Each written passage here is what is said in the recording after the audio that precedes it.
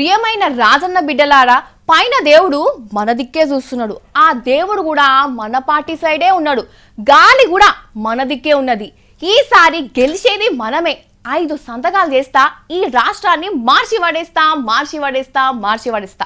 అబ్బబ్బబ్బబ్బబ్బా, ఎన్ని మాట్లాడిండు, ఎంత నమ్మకం పెట్టుకున్నాడు. పాపం రాజన్న బిడ్డ అంతా అయిపాయే, గాలికి మొత్తం కొట్టుకుపాయే.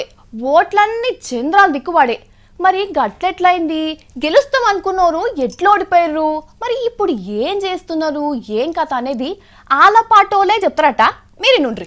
ఈ ఎలక్షన్ లో ఓడిపోయిన వాళ్ళు బజార్లు ఏడిస్తే గెలిచిన వాళ్ళు ఇంట్లోకి పోయి ఏడుస్తుండ్రట. ఇక మన జగనాలు మాత్రం ఇడుపులపాయ పోయి ఎక్కెక్కి ఏడ్చిండవ్వా. అయ్యో ఎంత పని అయిపోయే, లెక్కలన్నీ కిందికి మీదికి ఎట్లాయే అని ఒకల్ని పట్టుకొని ఒకరు ఓదార్చుకున్నారు. సీఎంని చేయమని ఊరూరు తిరిగి ఓదారిస్తే జనాలు ప్రతిపక్ష నేతను చేసిండ్రని జగన్ వాళ్ళ నాయన సమాధి మీద పడి దుఃఖం పెట్టుకుండట. ఇక పెద్దామయ్య కూడా పెద్ద ఆయనను యాద్ చేసుకొని 2 కన్నీటి సుక్కలు ఇడిచింది.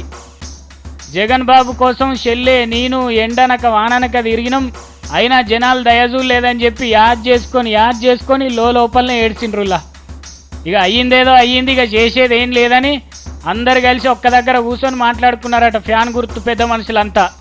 ఈ మీటింగ్లో చంద్రబాబుకు అపోజిషన్ లీడర్ జగన్ బాబే అని ఎన్నుకున్నారు. పనుల పని చంద్రబాబుని జరంతసేపు తిట్టుకొని 5 ఏండ్లు బాబు అంతు చూడాలని ఒట్టేసుకున్నారట.